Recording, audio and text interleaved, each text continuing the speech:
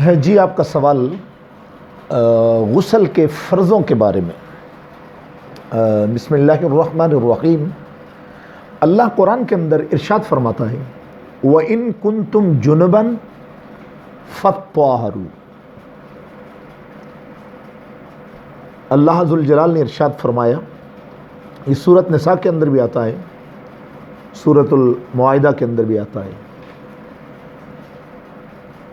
جس وقت تم ناپاک ہو جاؤ، جنبی ہو جاؤ تو طہارت حاصل کرو، پاکیزگی حاصل کرو۔ تو فوراً انسان کو اگر حالات میسر ہیں اور وہ غسل کر سکتا ہے تو اس کو غسل کر لینا چاہیے، اور اگر غسل کے لیے حالات میسر نہیں ہیں، تھوڑا انتظار کرنا پڑتا ہے تو پھر انتظار کر لیں۔ غسل کرنے کے 3 فرض ہوتے ہیں۔ پہلا فرض ہے کلی کرنا، کلی یعنی منہ کے اندر پانی ڈالنا اور پانی کو حلق تک لے کر جانا،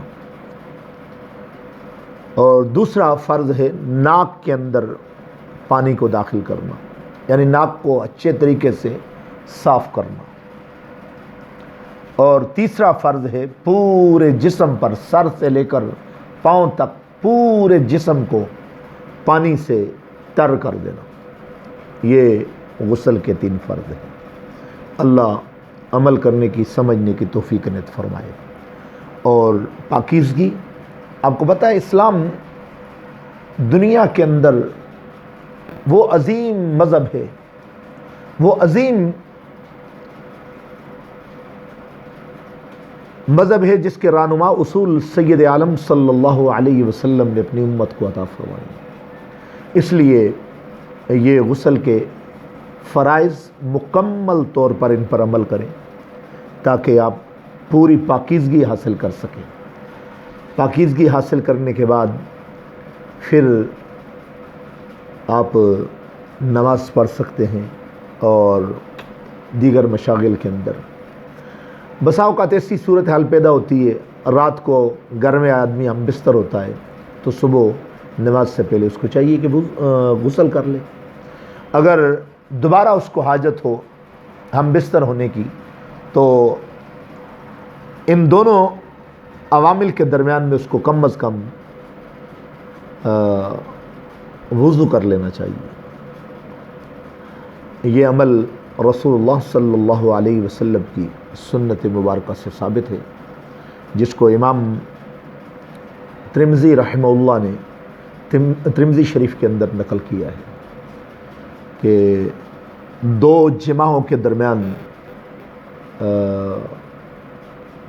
وضو کر لینا چاہیے۔ اللہ اس پر ہمیں عمل کرنے کی توفیق عطا فرمائے۔ اور اللہ قرآن کے اندر فرماتا واللہ یحب المتطہرین، اللہ پاکیزہ رہنے والوں کو پسند فرماتا ہے۔ اور موجودہ زمانے کے اندر بیماریوں کی بہتات ہے، اس لیے اپنے آپ کو کوشش کریں کہ ان رہنما اصول جو سید عالم صلی اللہ علیہ وسلم نے ہمیں عطا فرمائے ہیں ان کے اوپر عمل کریں تاکہ ہمارے اندر پاکیزگی، ہمارے اندر تزکیہ اور ہمارے اندر یہ سنت نبوی صلی اللہ علیہ وسلم کا عمل جاری رہے، ہم پاکیزہ رہیں، بیماریوں سے بھی بچیں، اور شریعت کے مطالعہ کے مطابق ہمارا اٹھنا بیٹھنا، چلنا پھرنا، کھانا پینا اور دیگر ہمارے مشاغل بھی شریعت مصطفیٰ صلی اللہ علیہ وسلم۔ ایک آپ نے دوسرا سوال کیا تھا حیض کے بارے میں، تو محترم حیض کی صورت میں دیکھیں نا، اللہ نے قرآن کے اندر فرمایا وَيَسْأَلُونَكَ عَنِ الْمَحِيضِ قُلْ هُوَ أَذًى فَاعْتَزِلُوا النِّسَاءَ فِي الْمَحِيضِ۔ اللہ قرآن کے اندر فرماتا ہے اے میرے محبوب صلی اللہ علیہ وسلم، آپ سے یہ آپ کے غلام حیض کے بارے میں پوچھتے ہیں تو ان کو بتا دیجئے گا حیض کی حالت کے اندر اپنی بیوی کے قریب آدمی نہیں ہو سکتا۔ شریعت مطہرہ نے اس کو منع کیا ہے، اور اس سے کئی بیماریوں کے لاحق ہونے کا خدشہ ہوتا ہے۔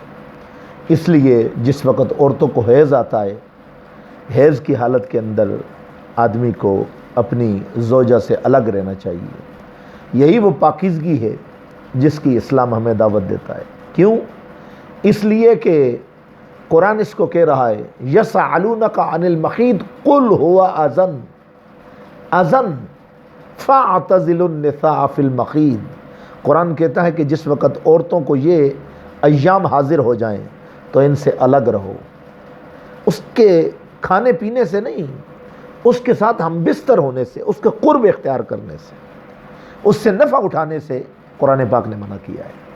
اور عورت اس حالت جس وقت ایام حیض شروع ہوتے ہیں وہ اللہ کے قرآن کی تلاوت نہیں کر سکتی، نماز نہیں پڑھ سکتی اور روزہ نہیں رکھ سکتی، تو ایسے ہی مسجد میں داخل نہیں ہو سکتی، ایسے ہی وہ کعبۃ اللہ، چونکہ کعبۃ اللہ مسجد میں واقع ہے، وہاں حاضر نہیں ہو سکتی۔ کیوں؟ اس لیے کہ ان ایام کے اندر عورت شریعت مطہرہ کے مطابق ناپاک ہو جاتی ہے، تو اس سے یہ تمام امور اللہ کی عبادت ہے۔ وما خلقت الجن والانس الا لیعبدون، اللہ نے ہمیں عبادت کے لیے پیدا کیا ہے، لیکن عورت کے لیے ان ایام کے اندر عبادت کرنا بھی منع ہو جاتا ہے۔ کیوں منع ہو جاتا ہے؟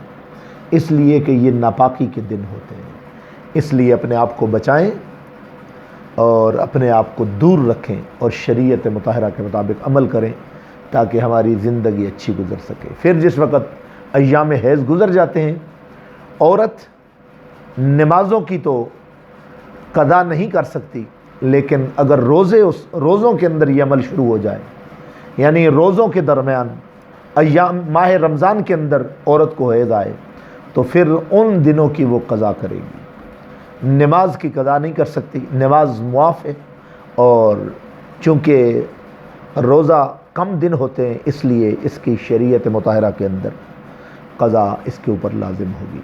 اللہ ہمیں عمل کرنے کی، سمجھنے کی توفیق عنایت فرمائے۔ آپ کا مسئلہ حل ہو گیا؟ اللہ ہم سب کو اس پر عمل پیرا ہونے کی توفیق عنایت فرمائے۔